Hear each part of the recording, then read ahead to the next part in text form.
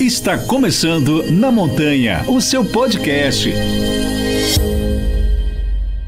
Olá, bom dia, boa tarde, boa noite, depende do horário que você está assistindo ou ouvindo a gente. Eu sou Ailton Zulu e esse é o Na Montanha, o seu podcast semanal. Bem, hoje eu estou recebendo aqui uma pessoa muito, mas muito especial.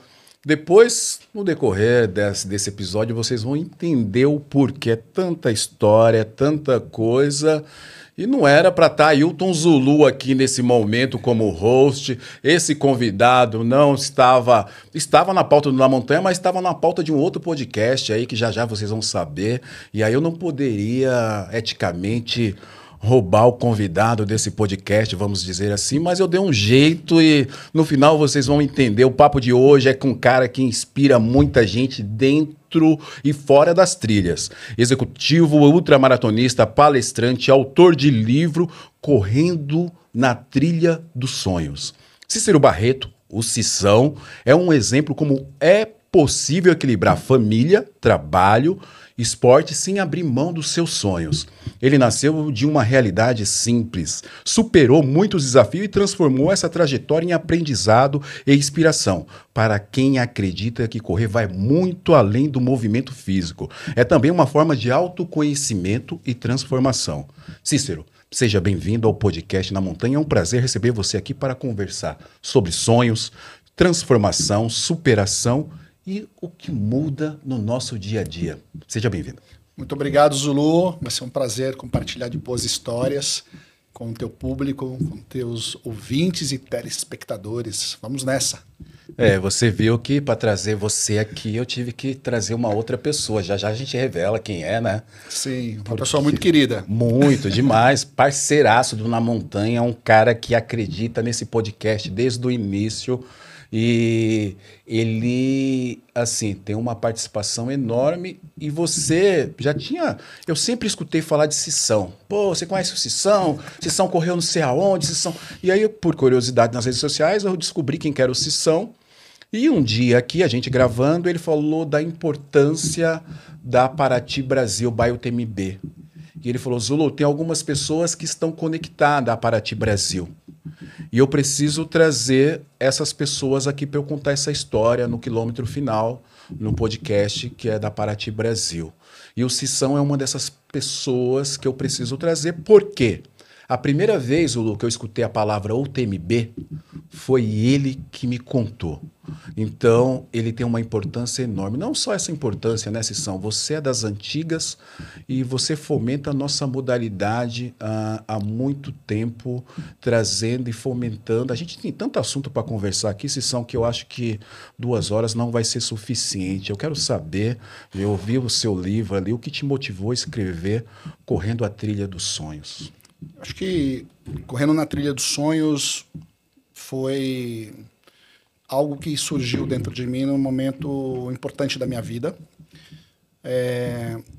Eu tenho uma coisa comigo, Zulu, que nós, durante a nossa vida, a gente tem alguns heróis anônimos, né? Que muitas vezes as pessoas não percebem o quão importante esses heróis são, mas que transformam o nosso dia a dia. Às vezes é um familiar, às vezes é um professor da escola, às vezes é um atleta, colega, às vezes é um amigo. Eu tive muitos heróis anônimos que mudaram ou que moldaram a minha vida, né? Meu pai, a minha mãe, meu professor de matemática, o famoso Mário Sérgio, alguns atletas que me acompanharam na minha jornada de voleibol, hoje em dia nas ultramaratona. E a concepção do livro foi no momento que, durante os meus treinos, durante as minhas provas, eu passei a escrever sobre as emoções que eu vivia. E eu falei, cara, por que não reunir toda essa história em um livro? E se esse livro transformar a vida de alguma pessoa ou de uma maneira positiva, que a pessoa possa ali fazer um esporte ou iniciar em uma atividade física ou qualquer coisa que seja de maneira positiva, eu já estaria com um sonho realizado. E foi o que aconteceu. O livro Correndo na Trilha dos Sonhos surgiu, ele foi lançado e eu já tive inúmeros feedbacks, alguns me tocaram muito.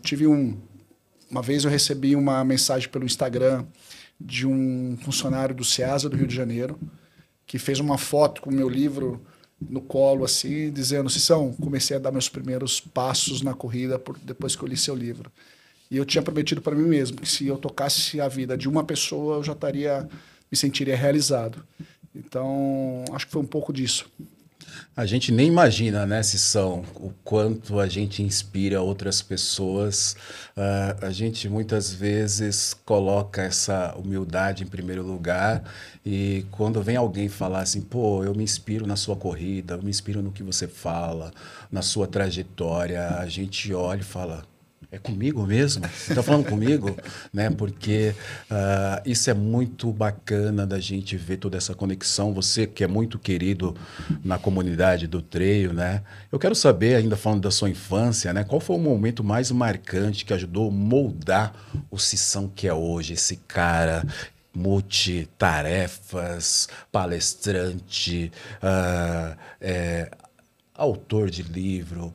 Atleta de alta performance, vamos falar isso, porque você tem aí algumas conquistas bem peculiar, né? Você é aquele tipo que não brinca em serviço.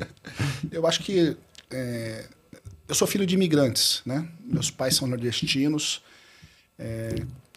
sou filho deles com muito orgulho. A gente já passou por algumas cidades no Brasil. Eu nasci meio que por acaso em Três Lagoas, no Mato Grosso do Sul, né? Muita gente confunde ali com Sete Lagoas, nas Minas Gerais. Morei alguns anos em São José dos Pinhais, ali na Grande Curitiba, até vir criar raízes na OAB2 de Carapicuíba, ali na Caracacite, como os íntimos conhecem.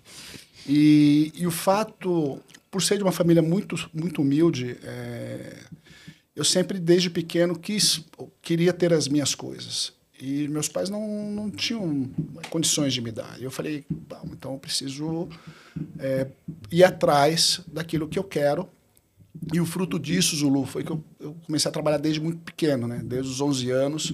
Eu brinco com meus amigos mais próximos e falo muito para minha mãe. Eu falei, mãe, a senhora e o pai provavelmente seriam presos porque deixarem um filho de 11 anos trabalhar, pegar trem às 5 da manhã para ir trocar revista ali na Editora Abril. Meu pai tinha uma banca de jornal à época.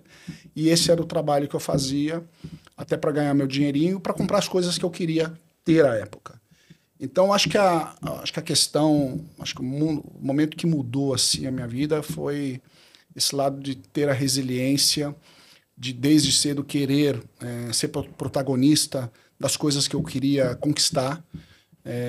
Óbvio que o esporte esteve sempre presente na minha vida, né? Desde moleque o esporte esteve presente e o fato é que isso foi moldando os meus valores, né? Então, a base familiar, a parte do esporte e a questão do estudo e trabalho, essa combinação de fatores me ajudou a ser o que eu sou hoje.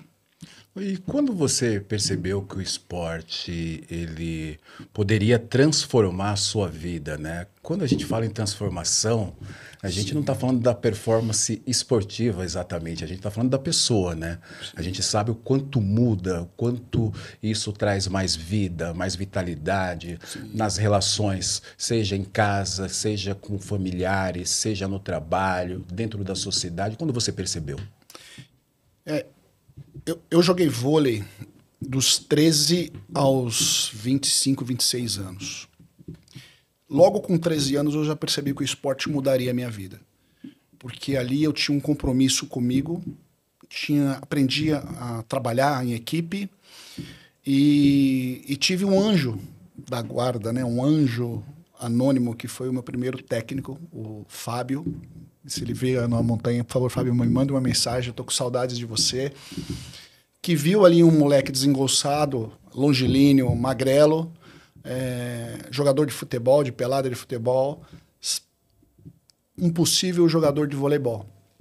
E ali, quando ele draftou outros moleques, né, adolescentes, pré-adolescentes ali à época, formou-se ali uma equipe. E desde aquela época eu carrego grandes amigos, né? Que inclusive continuam no voleibol, né? Então tem um amigo hoje no Maringá, tem um amigo que está com o José Roberto Guimarães na seleção brasileira, que é o Alexandre, outro amigo virou árbitro de vôlei, e eles continuaram realizando o sonho que foi meu durante durante a minha adolescência. E hoje a minha filha, Zulu, é contratada do Osasco Voleibol Clube. Ela joga no Sub-19 com apenas 15 anos e vem se destacando por conta dessa dedicação, desse amor ao esporte e tudo mais. Então, o esporte moldou essa minha maneira de pensar, né? Então, criou-se hábitos saudáveis, criou uma conexão genuína, essa questão de respeito ao próximo, essa questão de responsabilidade com a equipe. E quando o esporte é inserido na vida de qualquer ser humano, todas as outras vertentes, todas as outras nuances se tornam mais positivas, porque você fica muito mais conectado à família, você fica muito mais conectado aos estudos, você fica muito mais conectado também ao trabalho. Você fica mais disposto. E os perigos que rondavam a minha adolescência, vivendo numa cidade de dormitório, numa cidade de periferia, elas passaram longe, apesar de estarem perto. Então, assim, eu não tinha tempo para ir nas festas, ou ir nos bailinhos, ou pensar em outra coisa que não o voleibol, que não o trabalho, ou que não o estudo. Então, minha agenda estava completamente cheia. Então, acho que esse momento culminou na minha personalidade, né? Forjar o Cícero que eu me tornei. Tô tomando uma água aqui engasgada, porque não tem como não lembrar de outras histórias, né? A gente que vive da ponte para lá, a gente entende que o esporte ele salva. E me salvou. Me salvou também. Mantém a gente. Você foi perfeito. As coisas ruins, elas estão tão perto, mas elas acabam ficando distantes quando a nossa mente está ocupada fazendo alguma coisa que vai nos trazer um bem. E eu sempre acreditei, Cícero, que o exercício, a atividade física, o esporte, ele transforma e salva a vida. Eu não tenho a menor dúvida disso. Eu acho que se a gente tivesse... Eu sei que é complexo, talvez eu não tenha nem lugar de fala nisso, mas se a gente tivesse ações públicas que incentivasse mais o esporte, óbvio que tem toda aquela questão de você ter o alimento à mesa, que eu acho que é a parte principal de tudo. O esporte, o estudo e, de certa forma, e tão importante quanto a família, a gente viveria num país muito mais tranquilo, muito mais saudável, muito mais vindouro, vamos chamar assim, porque, cara, eu sou um exemplo, assim, é uma família muito, muito simples mesmo, e que o esporte, quando chegou, transformou de tal forma, assim, que as coisas foram acontecendo de maneira positiva na minha vida. Então, os perigos ficaram mais longe, a minha construção como atleta amador foi se consolidando. Em paralelo, a questão do trabalho e dos estudos também caminharam de uma maneira muito positiva. E o resultado foi que eu olho para trás e vejo a minha história. Eu falei, cara, assim, não quero ser arquiteto de obra pronta, mas se eu pude chegar onde eu cheguei, por que não outras pessoas não poderiam traçar o mesmo caminho, né? De estudar, de se preparar, de ter valores sólidos que o esporte acaba ajudando a construir. Perfeito. A gente daqui a pouco vai entrar nesse assunto, quando a gente começar a falar um pouco da carreira profissional, e você sabe que esse estudo ele é muito antigo, a cada $1 investido em atividade física, se economiza de 3 a 4 dólares em saúde, né, em hospitais, porque a gente sabe que a prática do exercício vai eliminar muitas doenças do sedentarismo, né? A gente acabou de colocar um episódio com a doutora Cristina Milagres, a cardiologista, e ela fala que o sedentarismo é o que mais mata, né, no mundo. Então, a gente falava sobre ultramaratonistas, coração, se o excesso de exercício vai fazer mal. Ela falou, o mal é o sofá, né? Então, a gente sabe disso, né, Cícero? Cícero, vamos falar um pouquinho da sua trajetória como atleta que rodou o mundo, né? Você aí vários Tem até pódio, primeiro lugar na Mongólia, é isso? E conta pra gente qual que foi a prova mais difícil da sua vida, vamos falar de corrida, e o que você aprendeu com ela, né? E você imagina quando você vai correr em outro país, que tem a chance de subir no pódio ali, principalmente no primeiro lugar? Zulu, essa pergunta ela contextualiza bastante coisa. Assim, eu acho que primeiro de tudo, eu tive também outros anjos que me inseriram no mundo das provas, né, de corrida. Acho que o primeiro deles foi o meu líder lá no Grupo Mint, um cara que me inspirou, sem nenhum tipo de demagogia. Aquele cara que falou assim, cara, você já correu? Eu falei, mas que história é essa, né? E do outro lado eu tinha um outro cara no RH, o Edson, carinhosamente chamado por mim de Edição, que pesava ali seus quilinhos a mais, à época, sei lá, seus 120, 110 quilos, mas que corria 8 quilômetros todos os dias. Aí ele olhava para mim e falava, pô, você já tem os equipamentos, né, cara? Você é magrão, altão, basta começar e iniciar os primeiros passos. E aí, um primeiro dia um sabadão que eu parei lá na USP, parecia que abriu um portal daqueles de desenho animado, sabe? Uhum. Você passa pelo portal e descobre um mundo novo. Milhares de pessoas treinando, suados, felizes. Eu falei, cara, aqui tem alguma coisa que eu preciso descobrir. E dali não parei mais. A minha vida no asfalto durou pouco, né? Foram 4 maratonas e algumas meias e algumas provas de 10. Quando foi em 2009, eu fui convidado para fazer minha primeira ultramaratona. O Cruce de los Andes, de uma época vintage, que você precisava montar e desmontar sua barraca, ou alimentação, os atletas precisavam dividir, porque a organização só dava uma proteína e um carboidrato, que no caso era um macarrão fusilli, que até hoje eu não consigo comer mais, e que a gente acabava dividindo ali ao final de cada etapa. Foi uma jornada sofrida para uma primeira maratona, ultramaratona, porque eu não tinha a experiência que a prova exigia. Mas ali, ao final dela, quando eu cruzei a linha de chegada com uma dor danada no meu joelho, por não ter o corpo preparado à época e extremamente emocionado por ter feito algo muito grande, o André, que é o cara que trabalha comigo, um cara engenheiro, contido nas emoções, ele viu o tamanho do esforço que eu tinha feito, esticou a mão, me deu parabéns, eu puxei a mão dele, trouxe o meu peito, abracei emocionado, falei assim, parabéns o cacete, vem aqui me abraçar, caramba, fizemos uma bela prova, totalmente emocionado, eu sou um cara mais emotivo, e ali eu descobri que um novo esporte, no qual me apaixonei, foi paixão à primeira vista. Não quis mais voltar para a rua, apesar de saber que a rua é importante também, e desde lá, Zulu, são 27 ultras completadas, onde eu já corri muitas provas em vários países, algumas aqui no Brasil, como a própria La Mission. E você é um ultramaratonista, você sabe bem o que eu estou dizendo agora.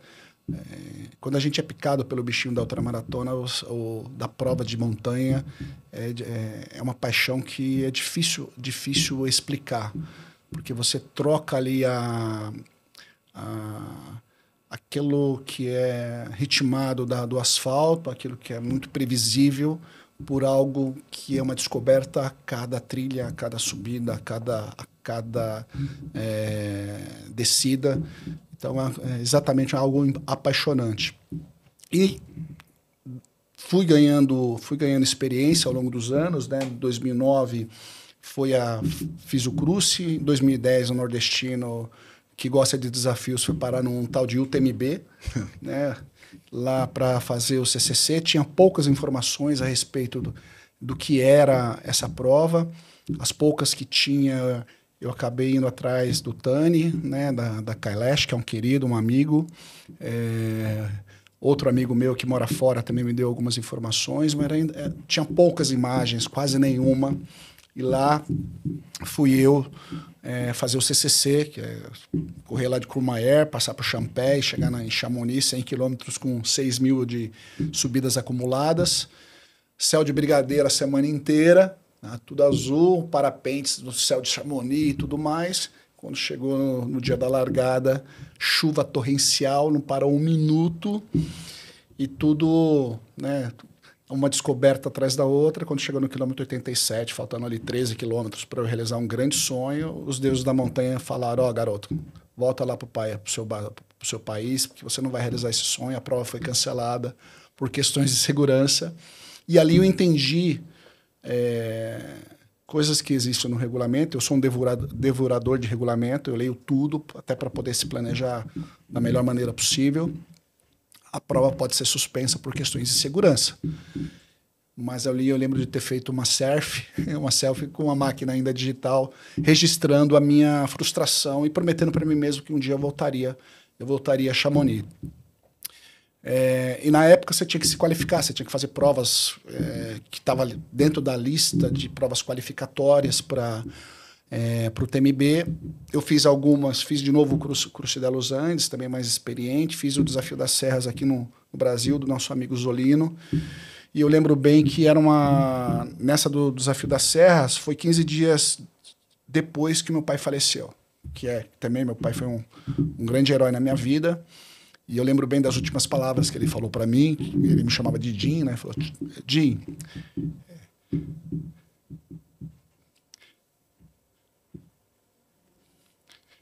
quando você cuida da sua mãe, cuida do seu irmão, que você já nasceu pronto, meu filho. E ali eu levei parte das cinzas dele. Eu lembro que eu larguei muito emocionado nessa prova. Larguei do lado do Carlos Dias, que nesse momento está fazendo lá Transamazônica, sempre em prol do Hospital do Câncer de Barretos, que é um trabalho lindo que o nosso colega faz.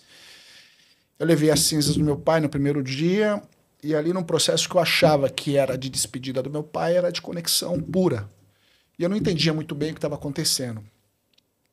Ganhei os pontos, me qualifiquei, voltei para Chamonix, tentei fazer a inscrição para o CCC, já tinha dado o sold out, eles me ofereceram o TDS. TDS para aqueles que porque todo mundo aqui na montanha conhece as provas lá de Chamonix, do circuito, mas para aqueles que estão chegando agora, é a prova que sai de Courmayeur, faz o outro lado do maciço do Mont Blanc. Para mim, na minha opinião, é considerada a prova mais técnica do circuito, com 35 horas para terminar, algo do gênero. E eu lembro bem que dessa vez tudo estava indo bem, até que no quilômetro 66, né, um urso subiu nas minhas costas, assim, no sentido figurado. Os bastões já não davam mais para fazer um uphill forte. E aí veio a imagem do meu pai na cabeça, aí veio a conexão, entendi mais ou menos o que estava acontecendo. E ali eu comecei a rezar baixinho a oração que minha mãe me ensinou, porque eu entendo muito, além de você ter muito preparo, planejamento, você precisa ter muita fé, pelo menos para mim, no meu conceito, para poder realizar grandes desafios. E ali eu fiquei conversando com meu pai: pai, me ajuda aí, tá difícil, tal, não sei o quê. Eu cheguei num PC próximo, sentei em uma mesa, comecei a reabastecer minha mochila. Tinha um corredor francês muito mais experiente do que eu, mas com mais idade, inclusive.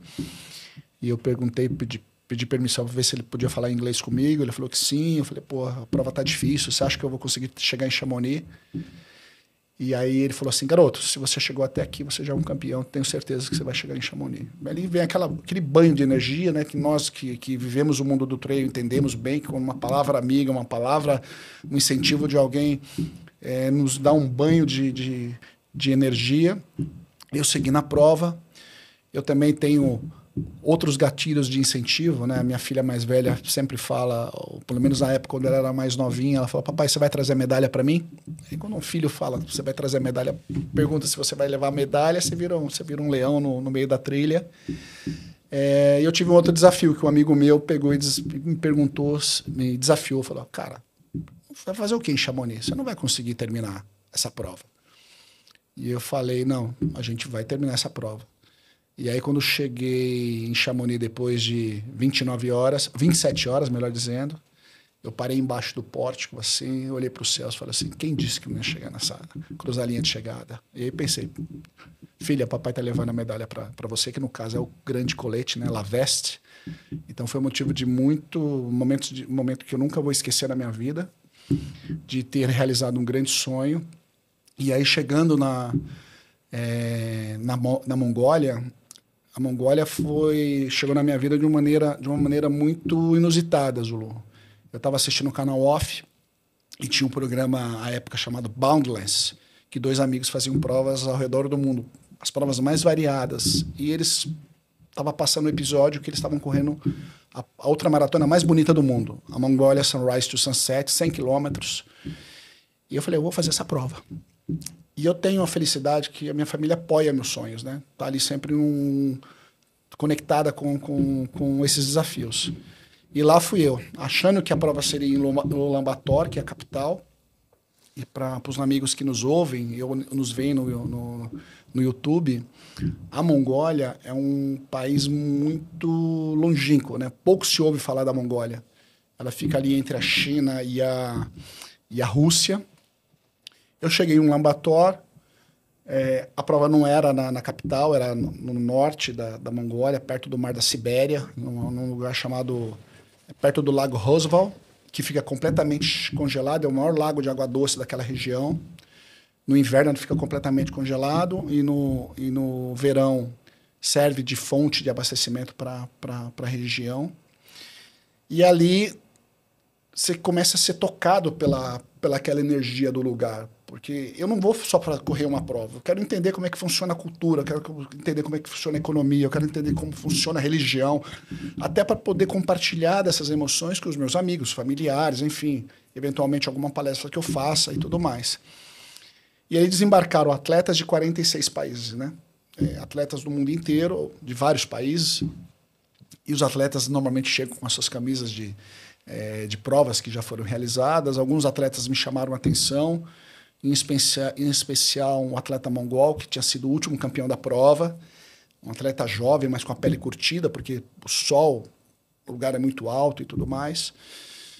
E um japonês que vivia durante as refeições, né, nos encontros, no café da manhã e no almoço e no jantar, ele ia com aquelas camisetas de finishers, bem conhecidas por nós aqui no Brasil, de provas que ele já havia feito. Então, provas de 100, 140, 160 quilômetros, apresentando as credenciais. E no dia da largada, ou melhor, na noite, na madrugada da largada, 1 hora antes, eles tocam uma flauta que ecoa por todo o acampamento. A gente fica em umas tendas mongóis bem características da região. E os atletas têm 1 hora para largar, preparar suas mochilas e tudo mais. E ali eu fiz toda a minha preparação. Começou uma chuva torrencial, me deu um déjà vu de Chamonix lá de 2010. Eu falei, cara, eu não vou voltar na Mongólia, né? Então eu só tenho uma chance para realizar meu sonho. E a diretora da prova começou a orientar os atletas, dizendo para tomarem cuidado nos primeiros quilômetros, porque a gente adentrava uma floresta mais fechada, com single track e tudo mais, para que a gente evitasse se machucar. E aí, antes da contagem regressiva, ou no meio da contagem regressiva, um estouro de atletas largando, né? Chineses, mongóis, americanos e tudo mais, e eu saí ali no meio do pelotão. Não demorou muito, eu passei a liderar o segundo pelotão, e aí numa bifurcação, ao invés de pegar um caminho para a esquerda, eu peguei o caminho para a direita, fui salvo ali por um cavaleiro mongol, que era um dos voluntários da prova, me indicando o lugar certo. Passei por um charco com água até o joelho, morrendo de medo de se machucar. E aos poucos eu fui recuperando as posições. Na primeira subida eu alinhei com um atleta. Não me esqueço, porque eu tive o rompante de puxar o celular e gravar alguns minutos ali do lado dele. E você sabe quando você entra na trilha, você só escuta o barulho da trilha? Uhum. E ali foi. A gente passou por um primeiro posto de controle, praticamente não paramos, seguimos na prova. E aí ele estava num ritmo muito forte, eu deixei ele ir. Mas antes de deixar ele ir, eu percebi quem era. Era o tal do japonês, né? Que vinha com as camisas de finisher e tudo mais. E ali eu apelidei de japonês voador, que não era um concorrente, muito pro contrário, era um companheiro de jornada, porque eu acho que no trail a gente tem um pouco dessa essência, principalmente nós que somos amadores. E do final dessa primeira subida, eu encontrei algo inusitado. Eu emparelhei com o último campeão da prova, o atleta mongol, que não estava bem, mas ali naquela jornada eu perguntei, né, eu até brinco quando eu palestro, eu falo mongol fluente, eu disse para ele, tá tudo bem, né? Fiz um sinal de positivo, ele respondeu em português fluente que sim, que estava tudo bem. E aí eu comecei a processar. Falei, cara, tem alguma coisa errada. Eu passei um ano vendo a foto desse cara na página inicial dessa prova, ele campeão, com um tempo super bom. E tinha passado ele, a prova foi se desenrolando. Quando chegou ali no quilômetro 32, algo inusitado aconteceu, que mudaria a história da prova. Lá eles têm uma questão de religiosidade, Zulu, que são umas árvores que eles amarram lenços coloridos, né? Eles chamam ali de árvore ovo com 2 ossos no final. E na cultura xamã, quando você percebe que você encontra um lugar como esse, em sinal de respeito, você precisa dar 3 voltas e, enfim, fazer ali uma energia, ou ter pensamentos positivos, ou fazer uma oração. E por ter aprendido isso durante a semana de aclimatação no lugar, e eu não tive dúvida. Lá fui eu dar as 3 voltas, porque eu estou fazendo uma prova para viver todas as emoções. No que eu estou dando a minha segunda volta, os atletas mongóis que eu tinha passado, falei, esses caras são daqui da região, eles vão fazer exatamente a mesma coisa que eu. Que nada. Porcaria nenhuma. Passaram direto de ver pensar que esse brasileiro maluco está fazendo aqui, dando volta em árvore, sabendo que a prova, né, a competição está rolando à solta aqui, esse cara aí está perdendo tempo. Mas acho que os deuses foram generosos comigo e puniram os caras, eu acabei passando eles de novo. E essa prova foi se desenrolando, no quilômetro 66 eu cheguei no japonês, né, depois de um single track, achei que também estava tendo algum tipo de alucinação, passei por ele, e quando eu vi que não poderia ser mais alcançado, eu sou da época do Ayrton Senna, né, que no domingo de manhã a gente via ele chegando, cruzando a linha de chegada, agora a gente está vivendo um pouco dessa emoção com o João Fonseca no tênis. Eu peguei a bandeira do Brasil, estiquei e cruzei a linha de chegada em primeiro, fui o primeiro sul-americano a vencer a prova e tive um ano a minha foto na homepage da prova como o último campeão. Então foi um motivo de muito orgulho. Mas mais do que vencer uma prova, o Zulu, acho que eu ficava pensando como é que eu seria recebido no Brasil, né, no país. Eu recebi algumas homenagens do mundo corporativo, homenagens até muito pomposas, assim, muito, sabe, chiques, assim. Mas o reconhecimento que mais me tocou foram das copeiras lá da Umint, que foram lá na 25 de março, compraram uma camisa do Brasil e autografaram, se escreveram nomes e falaram assim, se são você é o nosso herói. E aquilo para mim me tocou muito, porque são pessoas que não querem nada em troca, não vem nada, né, da posição que eu ocupo, vem exatamente a essência de quem eu sou. E isso para mim me mexeu muito, me emocionou demais. Fora minhas filhas, né, que quando chegam na escola falam, meu papai é corredor, campeão, ganhou uma prova de 100 quilômetros e tudo mais. E aí tiveram outras tantas provas. Você me perguntou também sobre a prova mais difícil. A prova mais difícil, eu acho que existe prova mais difícil, sim, já existiu para mim, né? Eu acho que o maior desafio é você ter aquela preparação, né? Como é que você se prepara para uma jornada de uma outra maratona. E a prova mais desafiadora que eu já encarei, sem sombra nenhuma de dúvidas, foi Leadville, 100 milhas, onde uma corrida entre 3.000 metros de altitude e 4.200 realmente me desafiou ao extremo por conta do limite de tempo e também de sendo um sistema de bate e volta, né? Você vai 80 quilômetros e volta 80 quilômetros. Eu lembro bem que o diretor técnico, a diretora técnica, na reunião com os atletas, abre aspas, ela falou assim, vocês são 850 atletas, metade não vai chegar. Aí eu olhei para o lado e falei, caraca, ou eu ou você não vai cruzar essa linha de chegada. E foi um desafio grande, assim, uma jornada que me tirou muito da zona de conforto. E eu lembro bem que a partir do quilômetro 100, Zulu, estou até me estendendo um pouco, mas é importante comentar que o trabalho em equipe faz toda a diferença. Você pode ter um apoio. E eu convidei um casal de amigos que moram no Canadá para fazer esse apoio.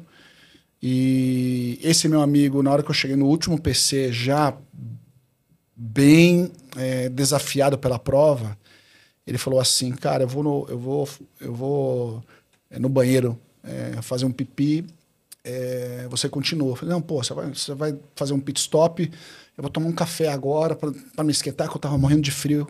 Ele olhou para mim e falou, Cícero, você quer a medalha de finisher? Eu falei, lógico que eu quero.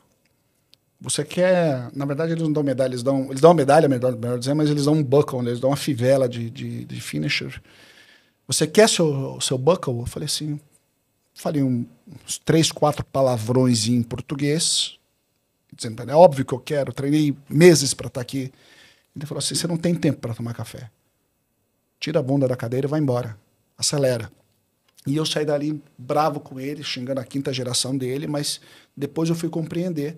Fiz o meu melhor tempo na prova, né? Ali a partir daquele puxão de orelha que eu tomei. E faltando 11 minutos por corte, com 29 horas e 49 minutos, eu terminei a prova. Então foi um dos poucos atletas que foi considerado finisher. E aí aquele negócio, chegar é vencer. Né? Como nós brasileiros fazemos, né? Quando a gente chega no final de um grande objetivo, você se sente realizado. Você falou de se estender, eu estou aqui ouvindo com o meu fone aqui. Por favor, pode estender à vontade, que sua história, além de conectar, está conectando aqui comigo, está bem emocionante ouvir você, ouvir toda essa sua jornada, e a gente gosta disso, Cissão. A gente gosta de boas histórias, e isso faz com que a gente cada vez mais ame essa modalidade. Essa pergunta, na verdade, eu vou duplificar ela com sentido não somente da corrida, mas da vida. Teve algum momento em que você quase desistiu e algo te fez continuar? A gente está falando aqui não somente de corrida, porque a corrida ela é apenas uma página do seu livro. Tem outras páginas e toda essa transformação ela acaba se conectando. Você sabe, Zulu, teve sim. Eu acho que teve um momento... Acho que a época que por muitos anos eu peguei o trenzão, né? Ali de Caracas para São Paulo e tudo mais, né? Carregando ali a marmita e tudo mais, estudando pra caramba e nas horas vagas colocando o esporte na minha vida, e que por vezes eu me perguntava, porra, será que vai chegar o meu momento?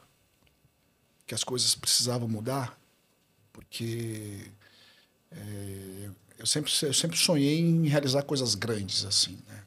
Eu não queria ser mais um na multidão. Eu queria finalizar os meus sonhos, os meus projetos, né? Eu queria me graduar, eu queria achar um trabalho melhor. Eu sempre sonhei em trabalhar hoje nem se usa mais, mas eu sempre sonhei em trabalhar de terno e gravata para uma grande empresa, né? A partir do momento que eu sabia que eu não conseguiria mais ser um atleta profissional no voleibol. E ali, naquela jornada que você olha assim, você está naquele trem super esmagado, apertado e tudo mais, e dá aquela baixa, sabe? Aí vem a resiliência, você fala assim, cara, será que vai dar? Ali eu pensei, falei, eu acho que talvez não dê. Ali eu pensei em dar uma desistida, assim, dos meus grandes sonhos. Mas eu sempre tive uma base familiar muito forte, né? Eu tive minha mãe como uma grande confidente. Minha mãe fez o MBA da vida, Zulu. Dona Maria...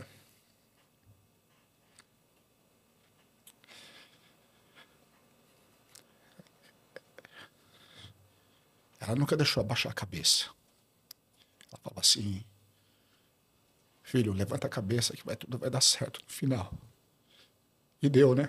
Então, hoje, quando eu vou aos domingos lá na casa dela para tomar um café que ela prepara com muito amor para mim, ela não deixa eu preparar, ela quer ela preparar. A gente põe ali um vinil e começa a ouvir umas músicas da época. E aí a ideia flui, né? Fala, mãe, deu certo, né? Chegamos lá, chegamos juntos lá. E aí eu acho que cada um tem a sua grande história, né? Cada um, quando ouve assim, nos ouve e procura ali a sua história, tem esses momentos difíceis e que o seio familiar fala mais forte. Minha mãe tem 1,58 m, 1,59 m, eu tenho 1,89 m. Ela olhava para mim assim e falava assim, filho, seja humilde, respeite as pessoas e nunca baixar a cabeça. Estude, trabalhe duro, tenho certeza que as coisas vão acontecer. E Zulu, elas aconteceram e continuam acontecendo até hoje.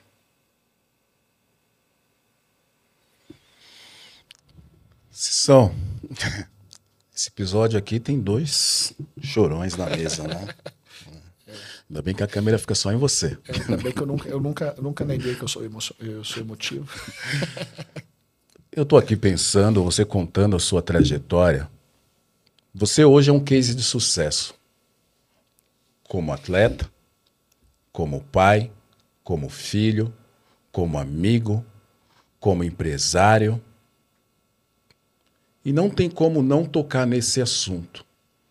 Muita gente olha para você e diz que você teve sorte, sem entender as páginas anteriores. Eu tenho certeza que você já escutou isso. Quando você escuta que você teve sorte, o que é que você pensa em responder? Olha, óbvio que de bate-pronto você fala assim, você fala que eu tenho sorte porque você não conhece a minha história, né? Então, se você tiver 5 minutos, eu faço um resumo para você, até para a gente se conectar de maneira genuína.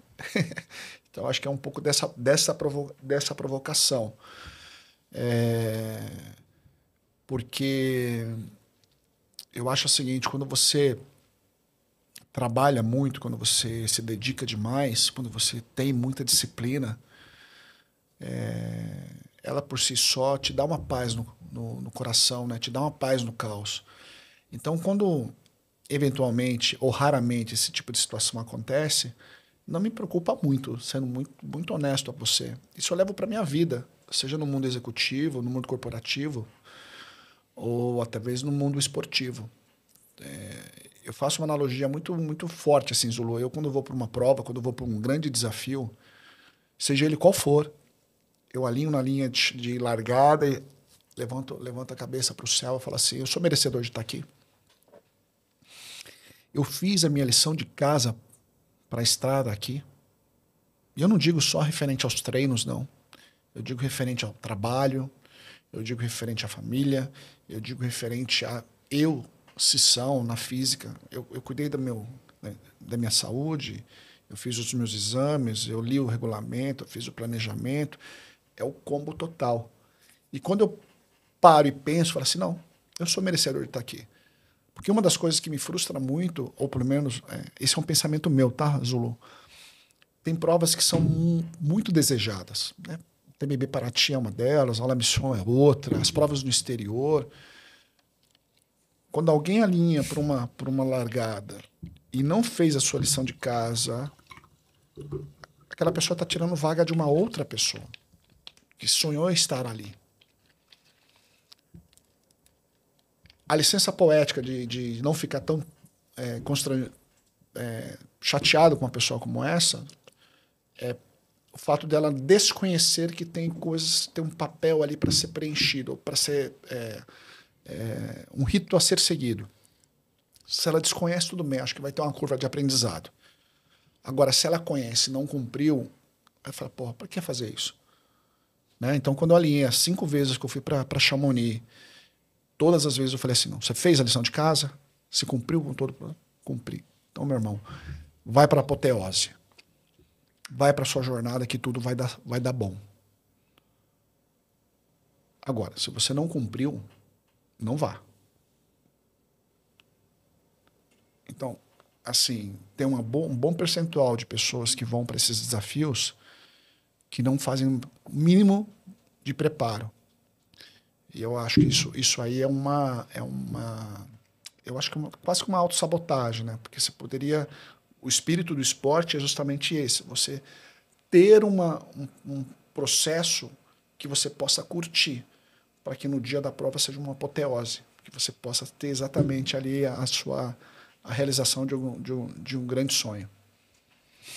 Eu tenho uma frase, que é meio clichê, mas ouvindo você, sucesso, sorte é o encontro da oportunidade com a capacidade. Mas muitas vezes precisa cavar fundo para que essa oportunidade ela apareça, porque a capacidade vai depender só de você. A oportunidade vai depender de um trem lotado, de carregar uma marmita, de forjar a sua trajetória, a sua trilha. Eu quero saber, Sisson, qual a lição do mundo corporativo que você traz para sua vida de esportista e ao contrário também, porque é uma junção, é muito difícil a gente tentar separar a transformação como empresário, como ali no mundo corporativo e como atleta, ela acaba se fundindo, né? O que que você acaba essa junção desses dois lados? Zulu, essa é uma excelente pergunta. A linha do mundo corporativo com o mundo esportivo é muito tênue. Existem aprendizados dos dois lados, que eu uso todos os dias. Então, se eu falar do lado da montanha, eu tenho a questão da resiliência, né? Da realização de sonhos, do compromisso comigo mesmo. Do mundo corporativo, eu trago sempre a questão do planejamento, da disciplina e da resiliência. Essas coisas juntas, elas são poderosas. Porque, pô, quando eu me programo para fazer uma prova de 100 quilômetros, eu preciso ter planejamento. Você concorda? Muito. Quando eu programo fazer uma prova de 100 quilômetros, eu preciso ter resiliência. Porque não é correr os 100 quilômetros, é correr centenas de quilômetros antes de chegar na linha de largada, é preparar o corpo, é preparar a mente, é preparar o sono, é preparar uma série de coisas, é preparar a sua nutrição. Tem uma série de coisas que um bom planejamento, a resiliência nos momentos de baixa, comemorar as pequenas vitórias quando você vê que você está tendo avanços ao longo da sua preparação, é fundamental. E essa simbiose do mundo corporativo com o mundo da montanha fortalece demais quem acredita, e no caso, eu particularmente. Teve situações, por exemplo, que eu trouxe aprendizados da montanha para o mundo corporativo. Uma vez eu estava numa reunião, na verdade, uma reunião com um cliente importante, e o cliente agendou a reunião às 11 da manhã. Tudo bem? E eu sou um cara bem Caxias para horário. Eu tenho um faniquito com um horário. Se eu chegar atrasado numa reunião, eu fico louco. Então eu me programo para estar sempre no horário, às vezes até antes, para não me atrasar. Até no podcast. Até no podcast. E aí eu fui para essa reunião com uma executiva do meu time, uma reunião marcada para as 11 horas. O cliente foi nos atender às 11h40. Quase no meu limite de deixar... Na época eu usava gravata, deixar um cartão e falar assim, tem outros compromissos, a gente reagenda e tudo mais. Mas ali eu percebi que era uma estratégia desse cliente para poder me cansar assim, e fazer com que a negociação andasse mais rápido ou com menos qualidade do que poderia. E ele colocou a gente numa sala super pequena, sem ar-condicionado, sem café, sem água, absolutamente nada. E com um relógio gigante na nossa frente, assim, de costa para a porta. Eu falei, tá bom, vamos para a reunião. Eu sabia exatamente qual era o limite que eu poderia chegar dentro dessa negociação. E ele, cliente, estrategicamente, estava com 40 minutos de atraso, perto do horário do almoço. As negociações foram acontecendo, as rodadas de negociação foram acontecendo e o horário foi avançando. 1h, 1h30, 2h30. Quando chegou 3h, a executiva que estava comigo, coitado, morrendo de fome, ela era bem clarinha, as bochechas todas vermelhas assim. Ela falou, então tá bom, nós vamos avaliar, vamos voltar para a companhia, vamos avaliar a sua proposta, a gente volta com uma contraproposta. Aí eu dei um cutucão por baixo da mesa nela assim, falei, não, nós precisamos finalizar essa negociação hoje. E aí a reunião foi avançando, terminou perto das 4h, esse interlocutor estava com a gravata no meio do peito, a minha gravata permaneceu intacta, aí nós saímos dali, passamos num drive-thru de uma rede de fast food, porque realmente a gente estava morrendo de fome, almoçamos tarde. E aí vem o aprendizado da ultramaratona, né? Às vezes, 1 quilômetro demora 1 hora. por vezes, de um PC para o outro, demora um tempão. E, por vezes, você está ali fazendo uma gestão de poucos recursos. Você tem que ter essa mente, esse mindset de, por vezes, você precisa fazer gestão com poucos recursos. E esse foi o aprendizado que invariavelmente eu uso no mundo corporativo também. Em momentos difíceis, com poucos recursos, você tem que ter o protagonismo de fazer uma boa gestão e fazer uma boa condução do seu dia a dia. Pô, perfeito essa né, conexão entre mundo corporativo e montanha, resiliência, isso é bem significante. Falar em significante, a gente tem tanto assunto aqui, viu, Cissão? Eu acho que você vai ter que voltar. Eu acho não, certeza. Convite aceito. Certeza que você precisa voltar e vamos fazer uma série aqui, Cissão e a jornada. O que significa na prática correr para você a trilha dos sonhos, né? Eu acho que correr a trilha dos sonhos é você ser protagonista e ser capaz de realizar as coisas. Porque não adianta você ter sonhos. Se você tiver sonho e não colocar a execução em prática, vira um mero ponto protocolar, assim, uma coisa que fica sem sentido. Sabe aquele negócio de você se programar para fazer algo e não se movimentar para que aquilo aconteça? Então, isso para mim não funciona.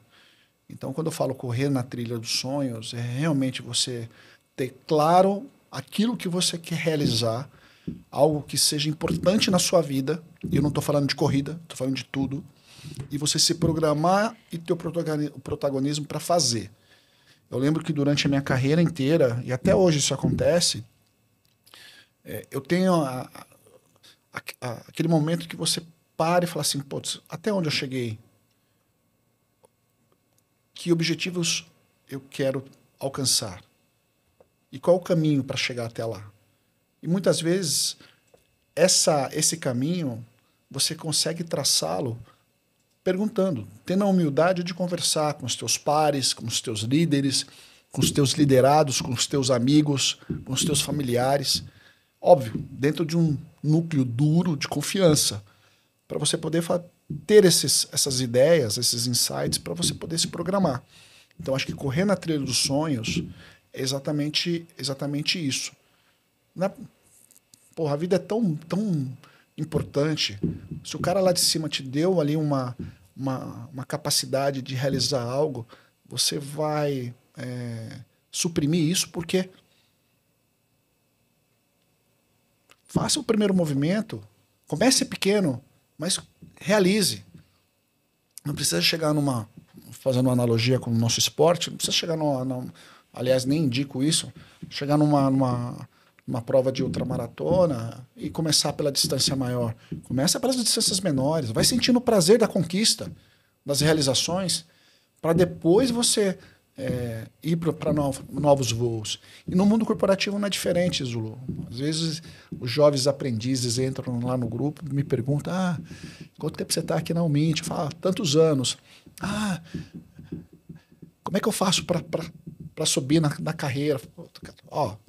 Se qualifica, tem ali os ouvidos atentos, se programa para fazer, né, para melhorar a sua capacidade de execução intelectual, se prepare, né, dentro da área que você está inserido, se é algo que você gosta, para você se qualificar melhor.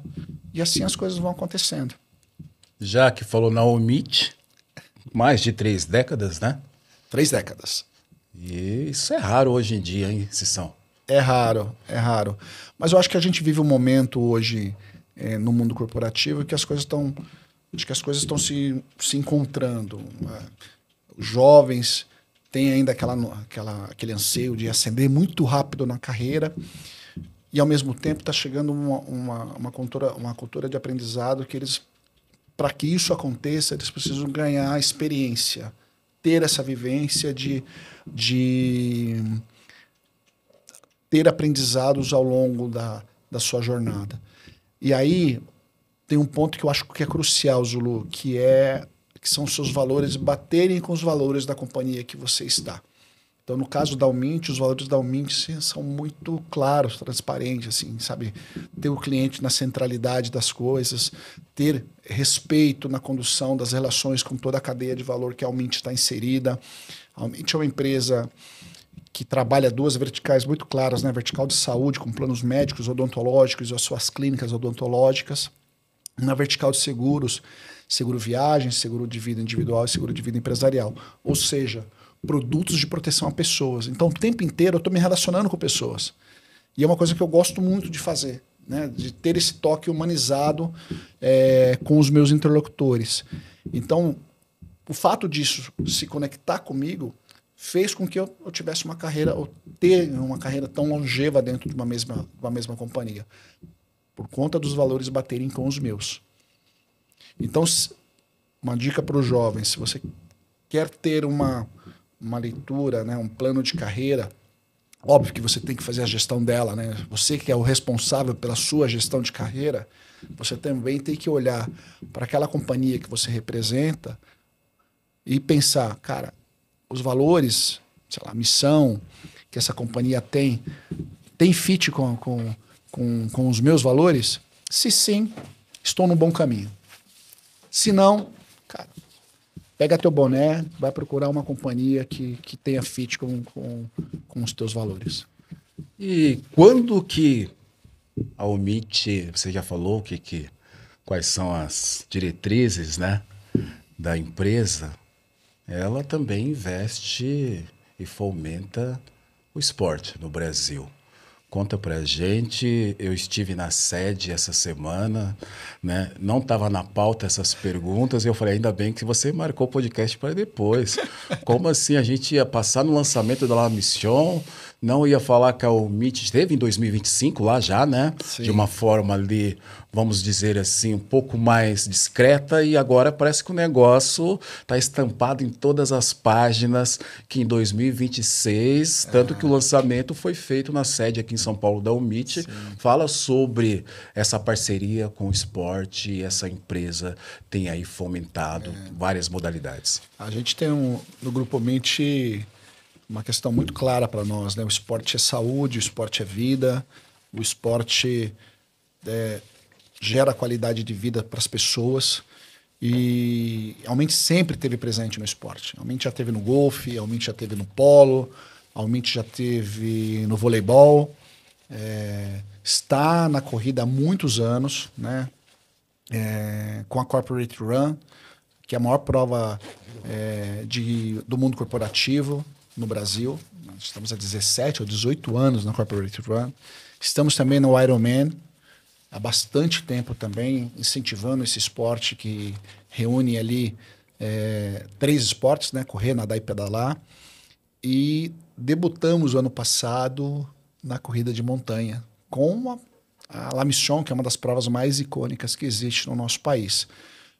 Foi um teste bem sucedido, e não é à toa que a gente está indo para o 2º ano com mais força, com mais presença, porque os valores da La Mission também conectam com os nossos, né? De você ter ali grandes sonhos, você ter a questão da saúde, você ter a questão da disciplina e da entrega de resultados. Então, eu estou muito feliz como um head comercial do Grupo Almint no Brasil, de receber a comunidade do trail na nossa sede. Foi um momento muito importante para a nossa história. Eu vi vários atletas, vários amigos emocionados com aquele momento, e serviu de exemplo, viu, Zulu? A gente vai levar também as outras modalidades para fazer as estreias lá na Vila, né, na Vila Almint, para começarmos ali com mais um ano, mais um ciclo com o pé direito. Uma conexão, né, perfeita. Eu acho que falar sobre saúde, sobre seguro, a gente está falando cada vez mais de cuidados, né, do autocuidado. Eu vou aproveitar Na Montanha para dar alguns recados importantes, viu? Por favor. Primeiro, assim, para quem é associado ao Almint, quem é cliente da Almint, tem inscrição garantida na La Mission. A gente sabe que a La Mission a concorrência é brava para conseguir uma vaga na prova. Então, dia de 6 de novembro, quando as inscrições se iniciam, a cliente Almint tem garantia de inscrição. Sério? Durante todo o rito ali da programação da inscrição da La Mission. Segundo, tem 20% de desconto. Olha que coisa boa. Caraca. Então isso é bem bacana também. E mais do que isso, a Mint, junto com a La Mission, está apoiando o Jogo Limpo, que é a conscientização para nós atletas a nos programarmos assim, e termos com a consciência de estarmos assim praticando o esporte de maneira consciente, né? O que nós podemos consumir, o que nós podemos ingerir, para a gente não ter ali uma prática de esporte que não seja dentro das regras combinadas para que seja um esporte limpo, um esporte honesto e correto, que é a ultramaratona, que é o trail run, que é a corrida de montanha. Vai passar ali por uma, vamos dizer assim, uma reciclagem, né? Fazer um curso. Orientação, reciclagem, muita informação para a comunidade. Acho que vai ser bem legal essa iniciativa da La Mission junto com o Mint. Vai mexer com o nosso esporte no Brasil. Eu tenho certeza que os técnicos, os atletas, apoiadores estão com a gente nessa e vão ali compartilhar dessas informações com todo o mundo do trail, com todo o mundo da montanha. Para ter uma longa jornada, né, Sissão? Você começa ali em 2009, você viu surgir todos os grandes eventos do Brasil, porque a maioria tem 10, 11, 12 anos, né? É isso mesmo. Inclusive os grandes atletas, né? Então, os atletas que à época eram amadores e hoje são amadores, profissionais, assim, grandes nomes, né? Que estão ainda na cena do nosso esporte, passaram também e tem lugar de fala para isso, né? De ter um esporte limpo, de ter um esporte praticado de maneira bastante consciente. E é uma coisa que a corrida de montanha nos traz, né? Muito, muito, muito conhecimento. Muito bom. Você sabe que falar em corrida, né? Nosso co-host está ali, ó, concentrado. Vem para cá, meu co-host. Vamos entrar no assunto também. Vamos continuar falando de corrida, tá, Sissão? Como eu falei, você já era para ter participado do podcast Na Montanha, mas tinha um outro podcast fechou ali uma exclusividade com você por causa da sua importância dentro da modalidade trail no Brasil. Você vai falar da UTMB Paraty da sigla UTMB, e aí ele vai conhecer a UTMB e um dia correndo lá em Oman, ele encontra o Poletti e fala da possibilidade de trazer a sigla para o Brasil. E isso chega aqui em 2023, né? Então você, de certa forma, essa conexão sua traz muita alegria, muita fomentação para o trail nacional, que é um grande evento também. A gente acabou de falar da La Mission. Sem dúvida. Mas falando em termos de quantidade de atletas, é o segundo maior evento do Brasil, né? O TMB Paraty eu tenho muito carinho, não só pelo diretor-geral da prova, né? Que é um querido, companheiro de muitas jornadas, mas também, eu acho que por uma realização de um grande sonho de ter a UTMB no Brasil. Né? Assim, para quem está chegando agora nesse nosso universo, é algo muito distante, muito longínquo de falar assim, cara, será que um dia a gente vai ter uma prova como essa? E eu nem sei se eu estou seguindo o roteiro, Zulu, mas eu estou falando aqui de coração e peito aberto. Eu, quando eu fiz a primeira vez o TMB, é um choque, porque você percebe que é uma prova que conecta coração, conecta mente, e você fica por algum tempo extasiado de viver a emoção que é uma prova do circuito do Ultra Trail do Mont Blanc. E tanto é que eu fiz em 2010, fiquei encantado, e aí eu parecia um louco, né? Porque eu ficava falando aos 4 ventos da prova, né? Do que eu tinha vivido, das emoções que eu tinha vivenciado, dos aprendizados que aquela prova me trouxe, das emoções e tudo mais. E não longe disso, encontrei um cara pela primeira vez dentro de uma outra prova, que foi o Cruce de Los Andes, companheiro ali, né, de vizinho de barraca. E ali, conversando naquela conversa, aquela resenha pós primeiro ou segundo dia de Cruce, o papo fluiu e eu comentei de um tal de UTMB lá na França, que cruzava 3 países, que era maravilhoso, a cidade maravilhosa. E eis que esse cara se tornou uma referência do trail nacional. Querido, um cara que envolve muita paz quando fala, muito carinho, muito atencioso com todos os atletas, com muita paciência com todos os atletas, com todo o meio da ultramaratona, que é o nosso co-host de hoje. Rafael Miranda, seja bem-vindo. Muito obrigado, pô. Com essa introdução aqui, emocionei.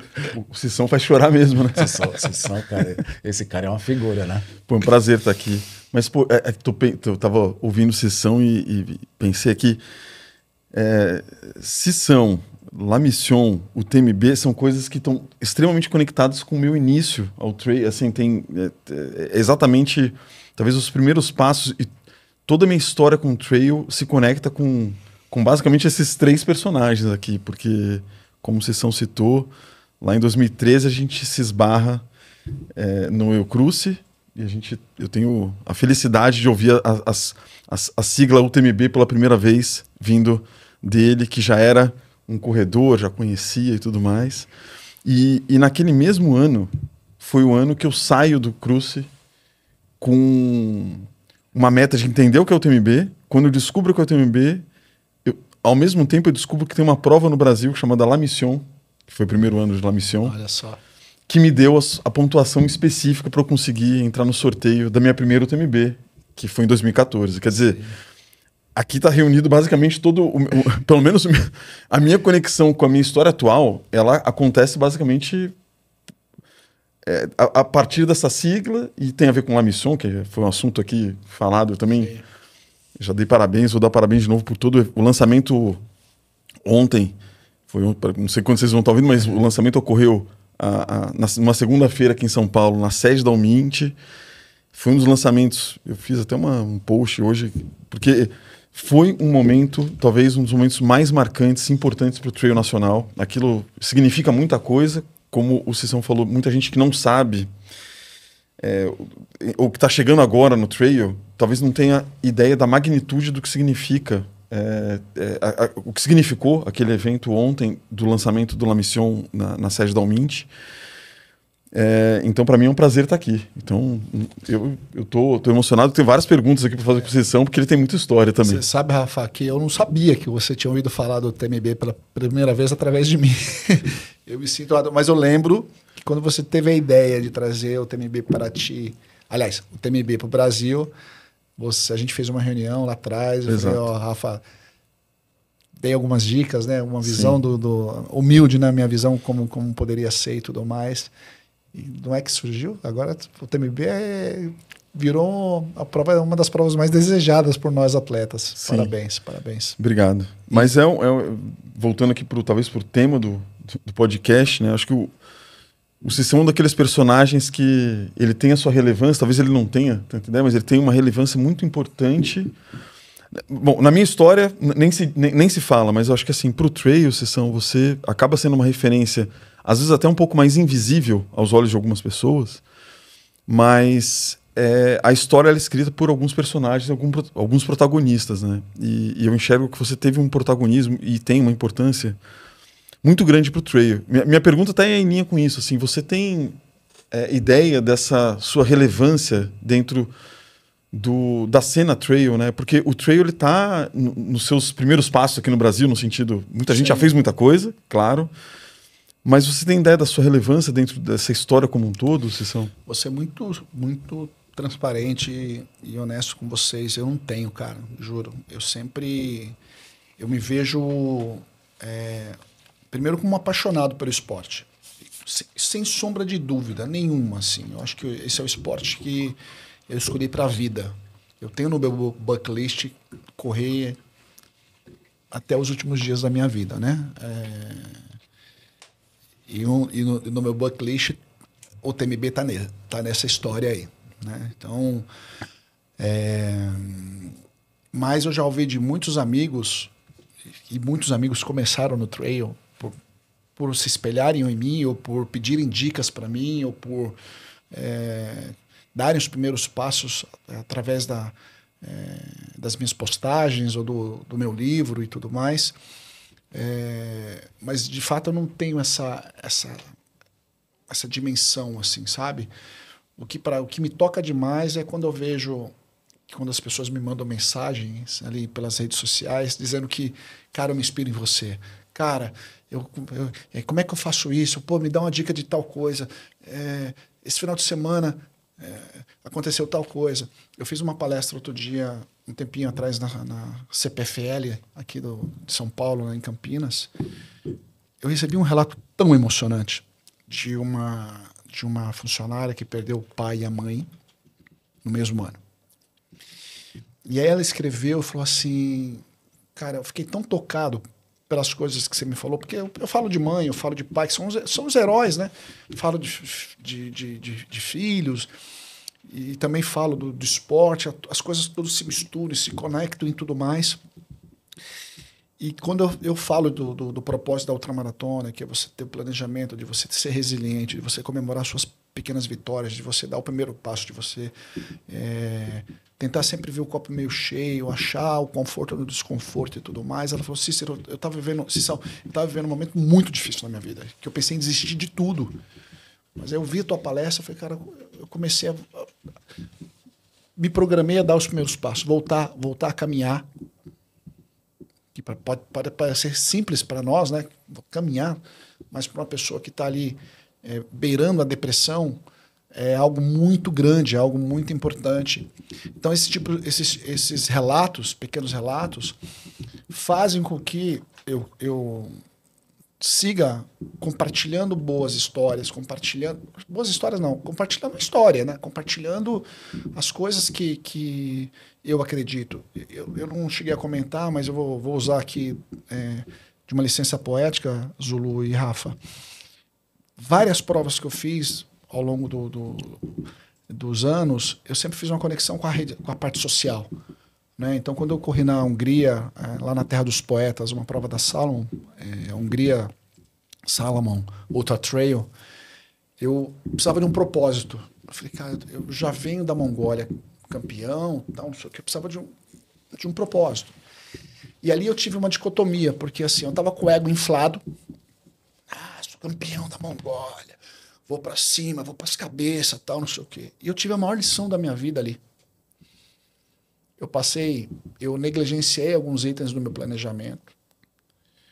A prova largava meia-noite, 30 graus em Szentendre, lá na Hungria. E eu tenho dificuldade de correr muito no calor. Setei errado minha lanterna, mas eu estava ávido porque eu tinha sido campeão de uma última prova. A prova tinha mais ou menos a mesma distância, a mesma altimetria. Eu falei, eu vou largar para cima. Passei os primeiros 10 quilômetros entre os 10 primeiros. Falei, estou no game, mas com a lanterna meio zoada.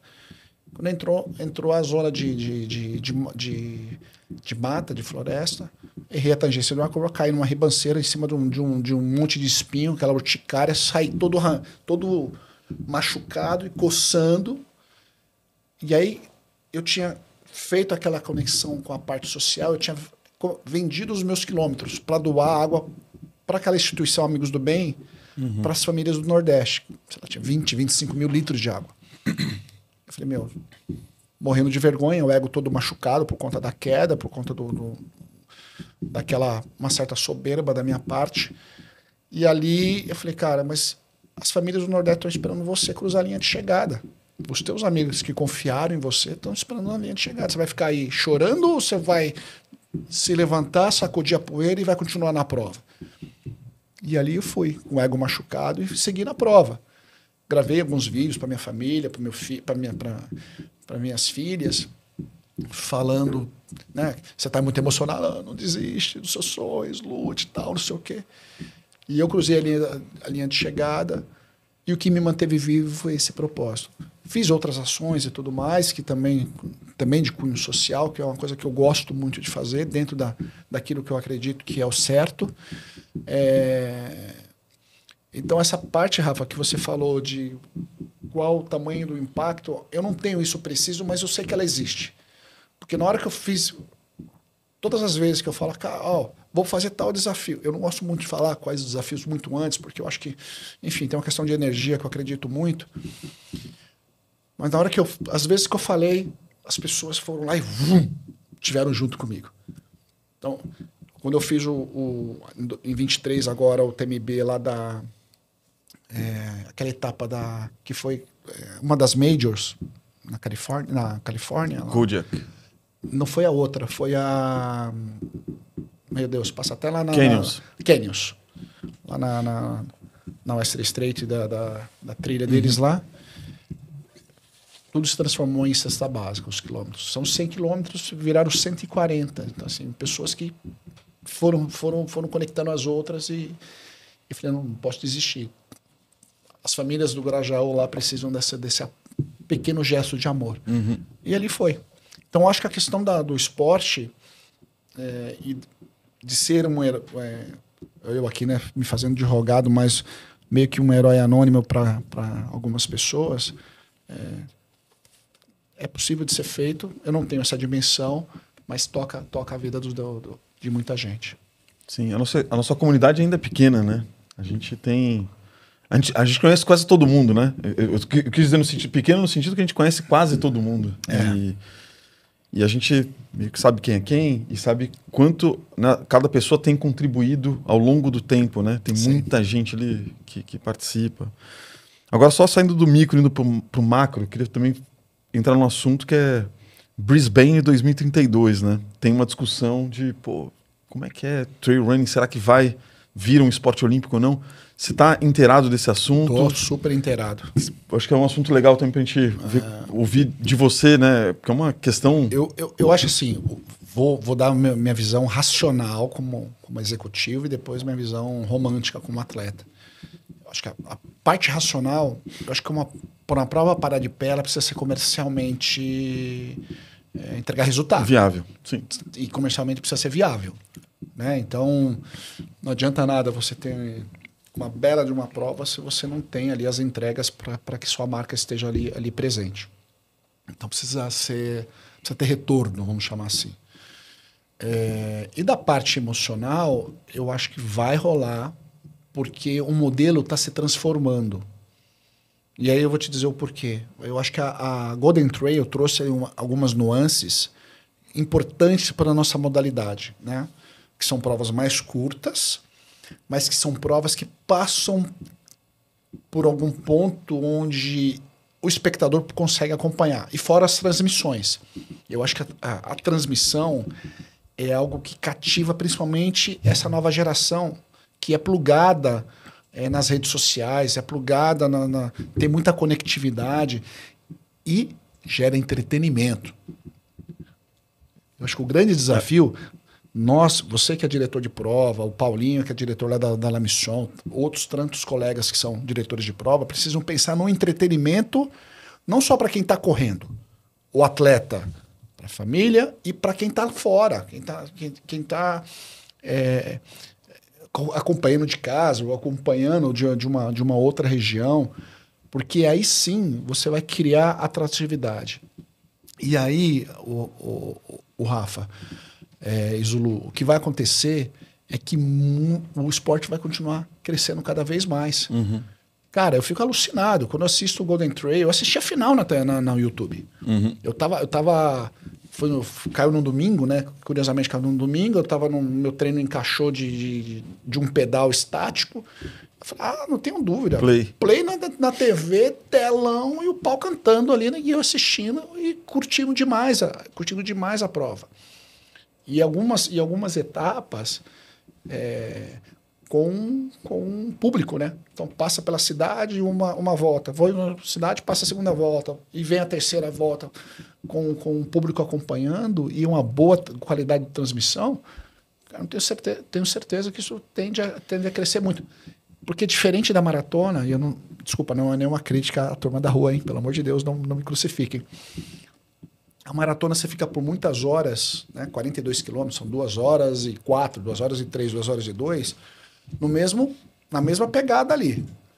A ultramaratona, a corrida de montanha, Xará. técnica. Sobe e desce. Sobe e desce. A dinâmica de subida, a dinâmica de descida, a velocidade imprimida. Tudo tem um monte de coisas acontecendo ao mesmo tempo. E se você tem bons comentaristas, que é o caso, os europeus são muito craques nisso, você percebe exatamente o que está acontecendo. Fica didático o negócio. Então eu torço para que vire mesmo, porque tem... defendendo na nossa causa aqui, tem esportes bem mais chatos que são olímpicos, que fala, pelo amor de Deus, e que o nosso esporte poderia virar olímpico, sim. Eu ainda vou ver. Nós iremos ver. Iremos ver.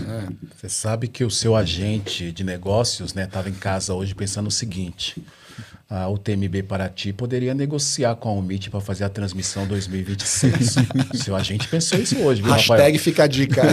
Seu agente está pensando em ajudar você, tá? Porque eu sei das dificuldades. Obrigado por lembrar, gente. Mas eu tava lembrando, você teve em Chamonix 2010 a primeira vez? 10, 13, 14, 19, Você 22 viu? e 23. Você viu, bom, tá sendo nítido, eu tive a primeira vez em 2014, mas tá nítido a evolução que teve. A transmissão da UTMB tem sido uma coisa também... A transmissão da UTMB é referência para o mundo inteiro. Ela é abissal. Ela é um negócio assim... E esse ano, eu fui ver, eu fui entender um pouquinho lá, porque eu tava lá nos bastidores. Cara, o negócio é uma coisa de maluco. É uma coisa de maluco. E passa na TV francesa, né? Ao vivo. L'Equipe, Passa na L'Equipe, não é? É surreal. Passa na L'Equipe e tá surreal. E eu queria não só falar da UTMB especificamente, mas eu acho que para você que tá há muito tempo, a gente também tá acompanhando uma evolução muito grande dentro dessa transmissão ao vivo, que é complexa de se fazer desde sempre. Né? Muito. Desde sempre em qualquer lugar. Mas existe uma evolução. Né? Aqui no Brasil mesmo, começou lá... Acho que um dos primeiros que fez foi... A Indomit fez um que foi um pouco mais referência. Paulinho fez esse ano, né, 2025, já fez um ensaio. E a gente tem um desafio aqui, Desafio Brasil, né? Nossa rede de 5G não é tão boa, a gente tem que se adaptar aqui e ali. Mas eu acho que é um passo que se conecta com o Brisbane, né? Só fazendo aqui a ponte. Sim. Quer dizer, acho que a gente tem que buscar um pouco esse lado do entretenimento. Né? Sim. As pessoas vão ter que também se entreter ali de casa, e isso se conecta de alguma forma com o esporte olímpico, que vai ser um negócio legal, você vai estourar pipoca para assistir a final. Sem dúvida. Em 2032. Vai embora. Com você, Rafael. Eu tô aqui só de ouvinte, só. Pô, mas aqui, fiquei lembrando dos meus treinos aqui. A gente treinava no Japi. Cansei de cruzar com o Rafael no Japi, das emoções de subir ali a Taturana, ir até a placa. Quantas vezes eu falei assim, cara, cruzei, né? Tô lembrando aqui, viu, Zulu? O homem que manda na UTMB do Brasil, cara. Você tá pensando o quê? A gente se cruzou muito lá. Eu não sei se eu te falei, né? Eu tenho uma passagem com o Rafael que talvez ele não lembre, que eu fui uma das primeiras pessoas a saber que a UTMB Paraty tinha sido aprovada lá pelo conselho da família Poletti e tudo mais. Que ele me contou lá em Chamonix. É verdade. Ele estava em Chamonix, foi no dia que eu encontrei com ele, estava com a sua família, né? Eu tenho essa foto. É verdade, a gente tirou uma foto. Eu tenho essa foto. Sissão, então já conta onde que vai ser a segunda edição da UTMB no Brasil. Você deve ter informação privilegiada. Eu lembrei dos treinos, porque eu queria falar uma coisa que... um dos pontos, né, que a nossa comunidade sofre um pouco, principalmente quem vive numa megalópole como nós aqui em São Paulo. A dificuldade de lugar para treino e tal, né? Cissão, como é que você está vendo isso? Assim, surgiram novos lugares, né? De 2014 para cá, mesmo aqui em São Paulo, a gente tem alternativas para treinar. Sim. A minha pergunta é onde você tem treinado e como que você... Enfim, o que você tem visto em relação a isso? É assim, eu tenho primeiro que sim, houve uma evolução. Acho que temos mais opções de lugares para treino, que para a gente é importantíssimo.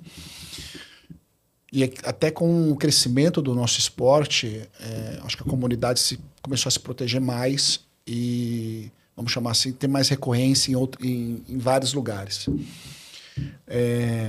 Minha preocupação sempre é com o time feminino, né? As mulheres ainda sofrem muito porque elas não têm essa segurança, são poucos. As opções reduzem quando a gente está falando para as mulheres poderem treinar em segurança. Porque você imagina uma pessoa sair de madrugada e ir para uma trilha mais fechada ou uma trilha mais distante, como é que a mulher se sente segura, né? Então essa é uma preocupação que vira e mexe eu tenho, mas as opções têm surgido. Então tem lugares que já ficaram mais clássicos, né? Você tem ali o próprio Japi, já virou mais com mais presença dos atletas em geral, masculino e feminino. A gente teve a grata surpresa do Morro do Voturuna, que é onde eu treino hoje, que fica perto da minha casa, ser uma excelente opção, com variação de terreno, onde você encontra de tudo. O Pico de Jaraguá, que é um clássico, que todo final de semana eu treinava no Pico de Jaraguá, só tinha os caminhantes, Rafa, não tinha mais ninguém. Você subia e descia para Isé. O com era meu. Aí surgiu o Virgílio, aí de repente vem o Chico Santos da aula aqui, aí vem não sei de onde, um argentino lá que tirou meu conto da descida, aí óbvio, estou falando aqui brincando, né? Mas aí começaram a descobrir, as assessorias acabaram descobrindo também, e também popularizou. Aí um pouco mais distante, você tem ali, pelo menos para mim, né? Atibaia, a própria Serra do Paranapiacaba, você tem até um ponto central aqui que é pequenininho, mas funciona para quem muitas vezes tem um treino mais curto, que é ali o Parque Alfredo Volpi, no Morumbi. Você tem algumas opções. Mas tem um negócio também, viu, Rafa? Acho que quem é apaixonado pelo trail, quem gosta da modalidade, de cara já tem que aprender a ter aquele esforço a mais. Entende? Porque se não tiver aquele esforço a mais no sangue, vai ter um pouco mais de dificuldade para se aculturar no esporte. Porque você tem várias nuances. Né? Você vai fazer uma prova, você vai treinar, você vai se preparar. Se você listar, eu nunca fiz isso, mas eu vou fazer isso qualquer hora. Se você listar a quantidade de itens que você precisa estar atento para ser um bom ultramaratonista, é grande essa lista. Mas o que é mais legal é que ela te aguça a você estar o tempo inteiro refletindo para tomar boas decisões. Eu quando faço as minhas provas, eu sempre falo assim, cara, eu preciso errar o mínimo possível. Tomar o mínimo de decisões erradas possível para poder ter uma boa jornada. E é isso que eu procuro fazer. Por vezes já me enfiei algumas enrascadas em treino, em provas, mas isso faz parte da curva de aprendizado. O importante é você ter novos erros, não errar a mesma coisa. Sim. Tem algum lugar secreto? Porque o pessoal tem lugar secreto para treinar, né? O trail running tem esse lance. Eu não vou falar para ninguém, porque aqui eu quero treinar, quero ter meu com. Não é nem o com, quero treinar sozinho. Não, eu vou dizer que num passado bem distante eu tinha. Porque eu tinha ciúme das trilhas, sabe? Mas agora eu não tenho mais, não. Eu ficava mais enciumado, porque na época as pessoas não tinham muita consciência, sujavam as trilhas e tudo mais. Então, vira e mexe, eu saía com as mochilas cheias de lixo. Até hoje, né? Sei lá, um mês atrás eu fui treinar num lugar novo. Cara, passa perto de uma cachoeira, tá cheio de lata de cerveja, caco de vidro. Eu falei, meu puta, aí juntei tudo, pus na minha mochila, sujei minha mochila inteira para limpar o lugar. Mas enfim, mas hoje eu não tenho mais lugar secreto, não. Mas isso é culpa das redes sociais, né? Porque eu treinei, eu acho que, não me lembro agora a data, mas há muitos anos no Voturuna. Eu tenho um amigo que comprou ali uma fazenda, uma pedreira, e a gente foi fazer os treinos lá há muito tempo. Eu tenho essa foto, é uma das fotos. E aí não tinha rede social igual tem agora. Aí as pessoas postam, agora tá todo mundo indo pro Voturuna. Voturuna eu fui treinar lá, tinha gente treinando. Eu fui lá e tinha... Pois é, o Voturuna é um lugar secreto. Eu treinava lá, ia rasgando mato e chegava na trilha. Pô, fui lá, tinha plaquinha. Eu fui pela primeira vez agora. Agora tem plaquinha, enfim, tem aguinha, tem banheira de gelo no final, tem café da manhã. Pô, agora tá super... É gostoso, é maravilhoso. Sim. Virou um parque, né? Virou um parque Voturuna. Virou um parque. E com relação a... A gente tem visto, eu pelo menos lá na UTMB, eu fiquei impressionado, aliás, com a quantidade de gente nova que veio desde tanto corredor de rua quanto muito triatleta vem, né? Tem tem experimentado o trail e isso foi uma surpresa também dentro das 3 edições. Nas 3 edições eu percebi que teve um número elevado novos entrantes, né? E tem uma questão aqui, uma reflexão que eu queria compartilhar e te ouvir também, Cissão, que a gente, culturalmente falando, aqui no Brasil, a gente não tem a cultura da montanha, diferente quando a gente vai para a França, para a Espanha, que você percebe que as famílias já crescem ali na montanha, o cara já sabe o que é um trekking pole, o cara já sabe o que é o que é um cobertor de emergência, a importância de um cobertor de emergência e vários outros equipamentos que a gente às vezes só conhece pela primeira vez quando você vai correr uma prova de trail e vê a lista de equipamentos obrigatórios, né? E a minha reflexão putz, aqui a gente faz um caminho um pouco invertido, porque lá tem a cultura da montanha que virou um esporte, e aqui a gente tem um esporte e estamos transformando em cultura de montanha, né? Então a gente tem uma inversão mais ou menos do caminho, que é como eu enxergo. Eu queria saber de você, assim, como é que você enxerga isso? Porque isso impacta muito também quando a gente prepara uma mochila, a gente já corre há mais de 10 anos, já passou por um monte de coisa, é uma coisa. Então a gente não se preocupa nas 150, 200, 300 gramas a mais que a gente vai levar de algum equipamento específico ou não. E quando você vê... Putz, se eu falar aqui, a quantidade de perguntas que eu recebo assustadora sobre equipamentos obrigatórios é impressionante. As pessoas realmente não conhecem. Como é que você enxerga isso? Tem um lado educacional, mas tem todo um contexto também. É uma dicotomia, né? A maneira que eu enxergo. Acho que a primeira... Por que eu vejo assim? Primeiro que é legal que o esporte está sendo descoberto por novos entrantes. A gente precisa disso, né? A gente não pode ter o egoísmo de ter meia dúzia de pessoas fazendo um esporte tão lindo como é o nosso. Ponto. Mas, ao mesmo tempo, a gente tem uma dor do crescimento. E a dor do crescimento passa, né? O remédio para passar essa dor do crescimento passa por aprendizado, por disseminação da informação. E aí, Rafael, para você, por Lamin, para qualquer diretor de prova, vocês precisam ajudar, e as assessorias todas precisam ter a humildade, no sentido positivo da palavra, de serem propagadores de boa informação. O beabá mesmo, a alfabetização dos novos entrantes. Porque uma coisa são poucos entrantes aprendendo na raça. É controlado. É controlado. Outra coisa são milhares de pessoas chegando com pouco aprendizado. Entende? Uhum. Então, assim, quando as pessoas me perguntam, vou fazer tal prova, que prova você acha que eu faço? Eu falo assim, primeiro de tudo, você precisa falar com o seu treinador, você precisa olhar seus equipamentos, você precisa assistir vídeos sobre o esporte e ver quais são as nuances que estão envolvidas, conversar com gente mais experiente, você precisa começar com distâncias menores, porque você precisa ter essa curva de aprendizado para poder evoluir nas distâncias. Você precisa entender o que é ler um regulamento, quais são os itens obrigatórios mínimos de você levar na sua mochila. Eu, desde que eu me conheço por atleta, sei lá, 15, 16 anos que eu pratico esse esporte, eu levo meu kit de emergência na minha mochila. Eu levo comida a mais, eu levo hidratação a mais. Justamente porque para prevenir os perrengues. Uhum. E eles acontecem o tempo inteiro. Avisar onde você vai treinar, esse era um erro que eu cometia muito, porque putz, às vezes eu saio... Cara, tô indo para tal lugar. Avisava um amigo próximo, tô indo treinar em tal lugar, tô indo sozinho, tô indo treinar nesse lugar, tal hora eu vou dar sinal de vida. Se eu não der sinal de vida, você, sei lá, aciona a emergência, conversa com alguém, vai me salvar, qualquer coisa do tipo. Então tem situações, essa curva de aprendizagem precisa ser feita.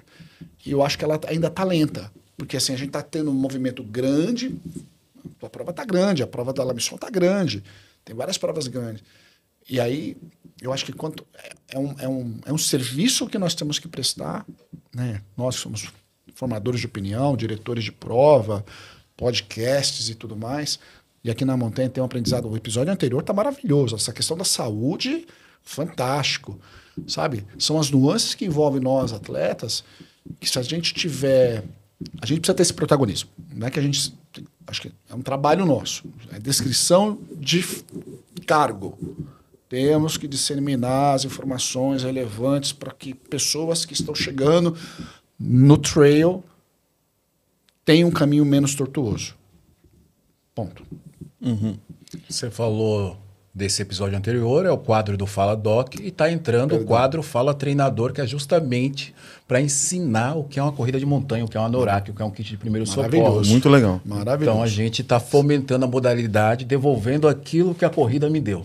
Essa é a minha obrigação. Isso aqui é uma passagem interessante que eu tive numa prova uma vez. Eu contei aqui brevemente, mas é só para citar o nome da pessoa. Manuela Vila Seca, que escreveu o prefácio do meu livro, acabou de fazer ter uma grande realização lá nos Estados Unidos. Eu tinha lido o regulamento e achei que o regulamento de uma prova estava exagerado. E a Manu já tinha feito a prova. Eu falei, Manu, olha, tô aqui no regulamento. Tive a sorte de estar com ela do lado, né? Falei, Manu, tá aqui no regulamento escrito que precisava comprar ter tal item. Esse item eu não tenho, mas eu já tenho essa jaqueta, tal. Ela falou, Cícero, não está escrito no planejamento? Não está escrito no regulamento? Tá. Por que você está querendo questionar isso? Não dá para dar jeitinho. Não dá para dar jeitinho. Ultramaratona, prova de montanha, é sério. Não tem jeitinho. O jeitinho pode até funcionar, mas na hora que der ruim, não reclama. Não dá para você ser super-herói. Olha, eu prometi para o meu convidado, primeiro, que o horário seria 1 hora de gravação, das 10 às 11. Aí depois eu falei, como que está o seu horário? Porque vai até o meio-dia. Nós passamos um pouco do meio-dia, a Harumi quer almoçar, que está nos trabalhos técnicos do Estúdio Voz. A resenha tá boa, a gente ficaria aqui até às 5 horas da tarde conversando. Precisamos agendar a segunda data. Só precisamos combinar a segunda data. A segunda data, né? Tá bom. Com 4 horas de reserva. Aí nós vamos falar das provas. Isso. Aí já... Pouca história, né? O Cícero tem pouca história. Cícero tem pouca história. Não, é trilogia. Sem brincadeira. Já pode preparar 1, 2 e o 3. Não fiz as minhas perguntas que eu separei. Não dá. Não É dá. muita história. É muita história, é muita... Rafael, eu preciso me despedir com o coração partido, mas eu vou deixar você fazer essa última pergunta para se despedindo já aqui do nosso quadro, né, do Na Montanha, porque eu acabei pegando o seu convidado. Pô, que honra pegar a última pergunta. Antes de mais nada, queria agradecer aqui, viu, pelo convite, de poder estar aqui com você e com o Cissão nesse momento. Para mim é importante estar aqui. Acho que essa última pergunta aqui é sempre... Tente lembrar dos seus últimos quilômetros, das suas últimas corridas, né? E se você tiver que transformar em palavras esses pensamentos que vêm naqueles seus últimos quilômetros de uma linha de chegada, o que você falaria aqui pra gente? Eu falaria que valeu a pena todo o esforço para estar ali. Boa. Estou fazendo algo grande.